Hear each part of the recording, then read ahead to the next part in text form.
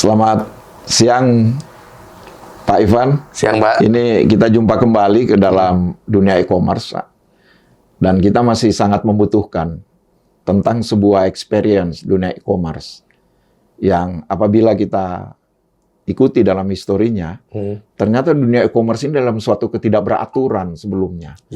Ya, kalau misalnya seperti bank, kita tahu bank sentral BI itu menjadi induk dari bank-bank yang ada di Indonesia, dan juga lembaga keuangan ada OJK.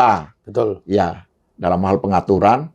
Nah, ini e-commerce ini historinya seperti apa sih? Yang sepanjang yang Pak Ivan ketahui, terutama dari pengalaman Pak Ivan sendiri di dunia e-commerce yang sudah sedemikian lama. Oke. Jadi beberapa tahun lalu sempat ada usulan dari pemerintah untuk membentuk undang-undang e-commerce. Ya. Itu bertahun-tahun lalu di awal karir saya. Cuman akhirnya bentuknya jadi PP, Pak. Jadi peraturan pemerintah di 2019. Jadi PP 80 tahun 2019. Sementara ide awal untuk membuat suatu peraturan itu terkait e-commerce itu sudah dilakukan di tahun 2012. Ide awalnya. Dan waktu itu juga industri e-commerce-nya juga benar-benar baru tumbuh begitu. Jadi masih ada Kaskus, ada juga Bhinneka, ada Toko Bagus, ada Multiply, dan lain-lain.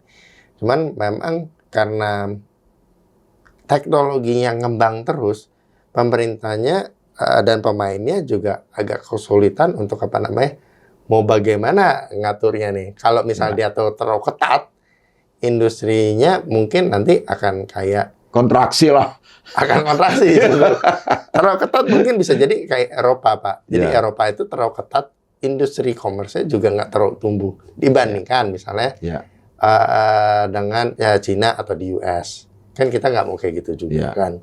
Kita juga, pemerintah juga saya lihat juga nggak mau terlalu lepas, sampai akhirnya ada banyak-banyak yang produk-produk ilegal yang dijual gitu kan. Cuman akhirnya pemerintah itu tahu bahwa ekonomi digital itu besar potensinya. Akhirnya banyak kementerian itu yang ingin ambil bagian. Ambil contoh. Untuk urusan teknologinya itu diatur di Kominfo. Untuk cara dagangnya di Kementerian Perdagangan. Untuk urusan UMKM-nya itu di Kemenko UKM. Untuk urusan dunia payment-nya gimana ini, Pak? Nah, payment-nya juga harus konteks sama OJK juga kan, begitu kan. Nah, karena kita juga terhubung sama payment gateway juga kan. Itu yang masalah payment gateway tadi. Begitu, itu yang makanya kita jadi mungkin bukan kebingungan keresahan mungkin Pak ya. Ya, kegelisahan. Kegelisahan.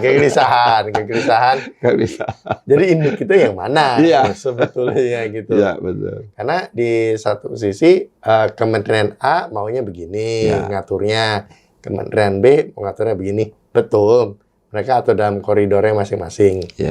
Cuman ini yang mungkin orang nggak sadar, Pak. Ekonomi digital itu, dalam hal ini e-commerce itu sebenarnya pengaturannya lebih berat daripada yang offline. Karena jangan lupa, yang diatur di offline juga berlaku di online. Contoh, di offline tentunya kita nggak boleh jual barang-barang yang tidak berizin POM. Ya kan? Di online tentunya kita juga nggak boleh berjualan yang izin POM kan. Itu yang sama ini. Ya, itu belum termasuk kayak misalnya undang-undang, perundang-undangan yang lain kayak misalnya PP 71 2011, PP 80 2011, Permendak 31 2023. Wah, macam-macam lah itu, Pak, gitu. Jadi memang karena teknologinya luas, pengaturannya juga luas sekali, Pak. Itu. Nah, begini. Bila dilihat dari kita sebut saja ekosistemnya lah. Kita bisa menyebut ekosistemnya karena tadi ada beberapa dari kementerian. Tapi menurut Pak Ivan sendiri sebagai yang pernah menjadi pelaku atau mungkin sampai sekarang ya masih menjadi pelaku e-commerce, itu apa sih rahasianya bahwa dalam situasi yang ketidakteraturan yang masih mencari bentuk oleh berbagai pengaruh baik teknologi maupun pasar itu sendiri. Tapi kemudian e-commerce kok bisa tumbuh dalam situasi yang seperti terjadi keteraturan gitu. Gimana, Pak? Harus diakui juga bahwa kita harus jalin komunikasi yang efektif dengan regulator-regulatornya. Ya. Jadi sangat sering Pak regulator dari kementerian mana panggil, kementerian dari mana panggil mana. Kebanyakan dari mereka pengen tahu bisnis modelnya kayak gimana, cara mereka, cara e-commerce generate money, cara e-commerce melakukan take down. Dan di satu sisi, saya ambil contoh Pak, Kementerian Pertanian. Kementerian Pertanian dan e-commerce. Kementerian Pertanian itu seringkali minta ke kita itu untuk take down benih sawit ilegal. Nah, BPOM seringkali minta kita take down untuk produk-produk yang nggak ada izin POM-nya. Jadi mereka itu di satu sisi mereka ingin agar produk-produk ilegal itu nggak ada di e-commerce. Di satu sisi bisa jadi Kementerian Perdagangan juga harus take care pedagang-pedagang yang di offline juga. Mereka harus menegakkan juga yang aturan-aturan yang sebelum mereka sudah buat. Nah, di satu sisi Kominfo juga mengatur, misalnya contoh batasan tanggung jawabnya mau sampai mana sih? Misalnya kalau misalnya ada produk ilegal. Karena di satu sisi pemerintah juga ingin industri tumbuh kan. Tapi kalau misalnya disalahin terus, ya malah bakal lebih sibuk ngurusin firefighting-nya ketimbang ngembangin bisnisnya. Gitu.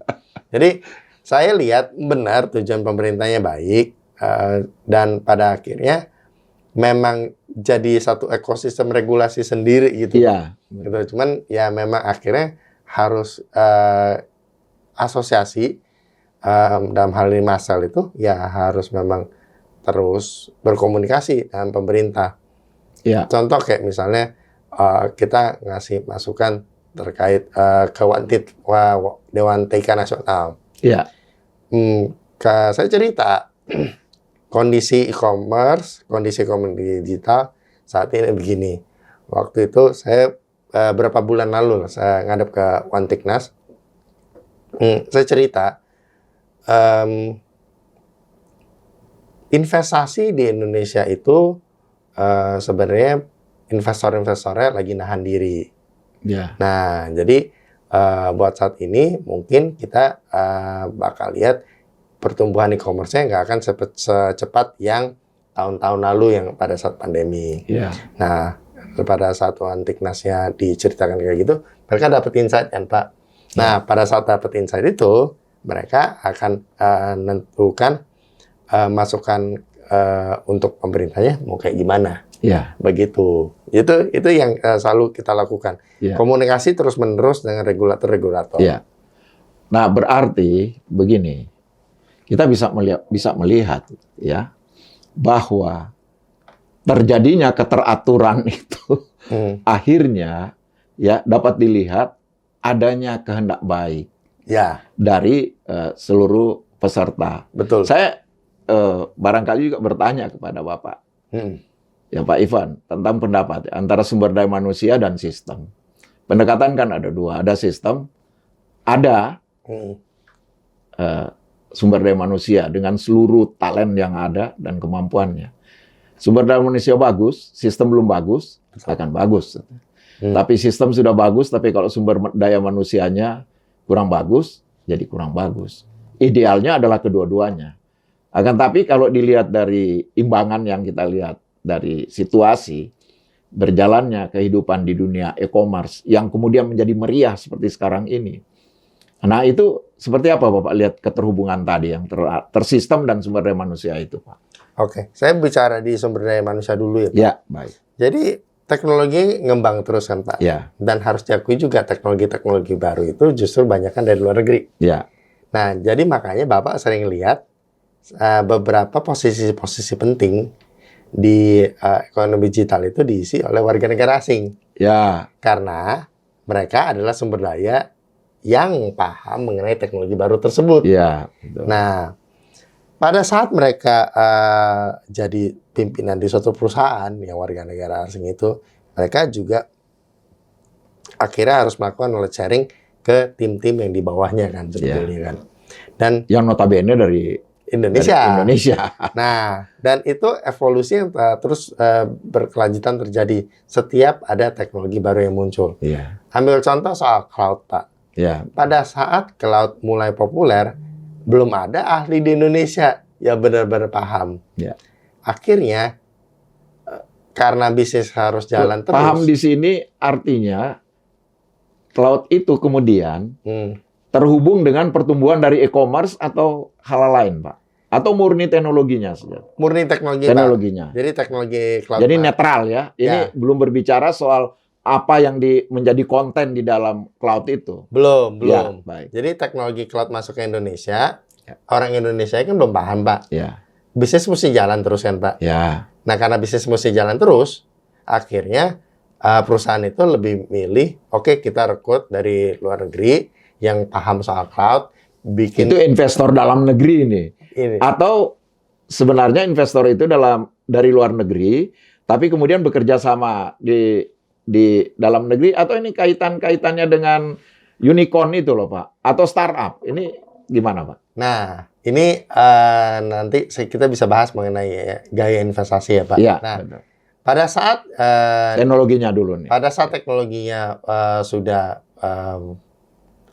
perusahaannya sudah paham, terjadi transfer teknologi, rekrut orang Indonesia, akhirnya teknologi itu bisa dipakai. Begitu. Itu seperti saya sebut sebelumnya, memang evolusinya selalu berulang kayak gitu. Nah, mengenai investasi, ini harus diakui juga kebanyakan investor dari e-commerce itu justru dari negara luar, Pak. Ya. Kenapa? Karena appetite investasi juga beda. Ambil contoh, orang Indonesia itu lebih senang jangka pendek, Pak. Ya. Masuk berapa miliar, dalam waktu 1 tahun udah balik. Ya. Misalnya, quick deal dah. Ya, yang penting cepet lah. Pokoknya cuan. Pokoknya cuan. Kalau luar negeri, Pak, mereka itu tahan bisa sampai 10-an tahun, Pak. Tapi itu kalau misalnya yang cepat, apa istilah itu yang bilang mengapa mereka kemudian bakar duit, istilah-istilah seperti itu gimana di dunia investasi? Nah, itu namanya blitzscaling, Pak. Ya. Itu. Ini coba jelaskan. Oke. Dari investasi dulu ya, Pak. Dari investasi yang asing itu, mereka kan mau tahan 10 tahun kan, Pak. Ya. Nah, 10 tahun ini tujuannya bikin budaya, Pak. Oh. Nah, ini balik lagi ke urusan yang bakar duit, Pak. Bakar duit, tapi sebenarnya kita lihat kultur. Dia bakar duit, tapi dia sedang menguji tentang kultur. Ya, dia sedang membuat. Ini kulturnya siapa ini, Pak? Kulturnya dia untuk supaya ini saya sebutkan ditularkan lah ya kepada orang-orang yang ada di Indonesia, atau hal apa yang maksud dengan culture di sini? Ambil contoh begini, Pak. Orang yang nggak pernah belanja online sama sekali, 1 dekade yang lalu, gitu ya. Gimana yakin barangnya akan dikirim walaupun sudah transfer gitu kan? Maka pilih COD. Nah, makanya banyak yang perusahaan e-commerce di awal-awal industri e-commerce itu tumbuh, mereka akhirnya ngasih insentif ke orang awam, bilangnya itu bakar uang. Tapi sebenarnya perusahaan-perusahaan e-commerce itu sedang membuat kultur supaya orang-orang mau belanja online itu. Wah, ini ternyata sangat penting sekali, Pak. Dari podcast kita yang pertama tadi, hal ini belum tergali. Oleh karena itu, saya tertarik agar masalah ini akan menjadi pembelajaran bagi kita. Dan jangan lupa, ini keterhubungan dengan Mastel yang akhirnya melalui DPH e-commerce memiliki historical ini untuk semakin dapat memperkuat perannya DPH e-commerce ini, Pak. Ini, jadi dari latar belakang itu akhirnya apa yang kita akan distribusikan ini sangat membantu tentang pemahaman di dunia e-commerce yang sedemikian unik, Pak. Betul. Sebab dia dari keadaan yang serabutan lah kita katakan. Betul. Iya, itu istilahnya dalam keadaan serabutan, tapi kemudian menjadi suatu ekonomi digital yang sedemikian sangat kuat, pengaruhnya pertumbuhannya bisa 7%, dan jumlah GMV ya, Pak, maaf, GMV-nya ya, yang sedemikian itu. Jadi kalau teman-teman yang nonton di podcast yang pertama kita, memang yang GMV itu omset Pak, omset dari e-commerce Indonesia itu bisa sampai 70-an miliar US dollar kan dalam 1 tahun. Memang bisa dibayangin dari yang tadi Bapak bilang, dari yang bingung ngaturnya, dari yang serabutan lah Pak, ini terus terang aja. Sampai akhirnya bisa jadi salah satu penopang ekonomi Indonesia. Jadi dan kemudian menjadi teratur loh Pak. Artinya bisnis ini dapat berjalan dengan lancar loh Pak. Benar. Dan ini terjadi. Dan kalau Bapak lihat juga evolusinya juga belanjanya juga ada terus. Contoh kayak misalnya beberapa tahun lalu awal-awal e-commerce tumbuh itu mereka sebenarnya pakai telepon. Nah, habis itu maju mereka ada karena teknologi. Benar, iklan personal. Iya, itu tadi. Maju lagi jadi marketplace. Bapak jangan lupa loh, itu kan terjadi juga transaksi kita lewat TV ya, masalah dulu disebutkan. TV shopping. TV shopping itu loh Pak. Iya, itu pertama kali kan? Ya. Itu yang orang nggak sadar. TV shopping pun e-commerce. Iya, sebenarnya itu e-commerce pertama itu. Ya. Tapi pada waktu dulu lewat TV dan itu kelihatannya kan istilahnya tuh eksklusif atau itu. Kita masih ingat Pak TV Text itu loh, yang ada hubungannya dengan di dunia e-commerce pertama. Ya. Tetapi situasinya seperti itu Pak di Indonesia ini. Iya. Artinya lapak itu kan sekarang dipindah, tapi dia kan secara online. Tapi keserabutannya itu loh Pak, yang selalu saya bilang, saya sungguh menekankan ini. Maka saya bilang ini suatu miracles untuk dunia belanja ini di Indonesia. Akhirnya ya tadi kembali kepada investasi, kembali kepada teknologi, ya akhirnya kembali kepada bakar uang, tapi sebenarnya dia membentuk culture. Yes. Ya. Dan saya tidak usah menyebutkan lah nama-nama dari pelaku e-commerce itu yang sekarang ini sangat populer ya, dengan berapa macam modelnya. Tapi akhirnya kita bisa lihat ya bahwa sistem manusia tadi Pak ternyata kembali kepada manusianya dulu ya Pak. Iya, harus kembali ke manusia dulu. Culture, manusia, sistem. Dan akhirnya idealnya dua-duanya. Sistem yang bagus, kemudian orang-orang yang berada dalam, saya sebut ekosistem saja lah Pak, e-commerce itulah. Karena keterhubungan ini. Itu ternyata sangat menentukan. Dan berarti optimisme Bapak, Pak Ivan, tentang dunia e-commerce, setelah kita melihat dari sejarahnya seperti ini, akan bertumbuh pesat, optimis, seperti apa? Saya sih optimis ya Pak. Jadi memang mau dalam kondisi sekrisis apapun, ambil contoh kayak misalnya pada saat pandemi, saya suka Indonesia itu makin kepepet itu, makin mereka itu berinovasi. Ya kan? Pada saat pandemi, kayak kita diskus di podcast kita sebelumnya, justru growth e-commerce itu malah melonjak dengan sangat tinggi. Nah, dan pada saat yang sama juga kita akhirnya kenal dengan cara baru berbelanja.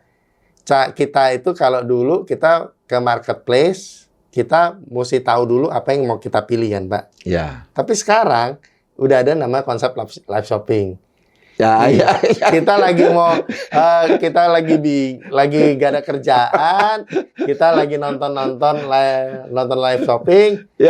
Menarik juga ini. Wah, langsung pesan itu ya. Langsung pesan. Iya, terutama jadi, yang di jam-jam sekian gitu. Betul. Jadi seperti Bapak lihat evolusi memang kan. Jadi memang sudah evolusi. Jadi dalam 1-2 dekade industri e-commerce ini, cara belanjanya pun evolusi terus, kulturnya pun berubah evolusi terus, gitu. Ya, jadi menarik ya Pak. Maka kita bikin podcast yang kedua ini. Betul. Akhirnya untuk menonton yang podcast kita yang pertama akan semakin terlihat gregetnya itu di podcast kita yang kedua ini ya Pak. Nah, oleh karena itu kenapa Mastel membuat podcast ini Pak? Artinya untuk para DPH dan juga para anggota Mastel, baik itu asosiasi maupun pribadi, apabila akan menggunakan podcast kita ini, nah hal-hal seperti inilah yang punya keleluasan kita untuk membahas. Jadi dari anggota, oleh anggota, dan untuk anggota, yang kemudian tadi prinsip keterhubungan. Ya, oleh karena itu kita berharap Pak, DPH di Mastel, terutama juga antara lain DPH e-commerce ini akan semakin sering lah Pak berpodcast kita ini. Amin. Terhadap perubahan-perubahan yang terjadi. Setuju ya Pak? Nanti kita ikuti selalu Pak, podcast kita yang pertama dulu, podcast kita yang kedua, nanti di podcast ketiga ada lagi hal-hal yang baru yang ternyata semakin ya kita harapkanlah pertumbuhan ini kan tidak tren ya Pak. Kita berharapkan kan logaritmis lah Pak. Sehingga dengan demikian ekonomi di kita berlipat ganda karena apa? Satu tadi Bapak selalu menekankan teknologi. Dan itu ada di dunia yang sedang ditangani oleh Master. Siap. Saya kira itu Pak yang saya harapkan Bapak untuk tetap berpartisipasi di podcast melalui DPH e-commerce ini. Amin, Pak. Terima kasih Pak Ivan. Sama-sama, untuk Pak. kita bisa menyelenggarakan untuk podcast yang kedua. Siap. Ya, baik.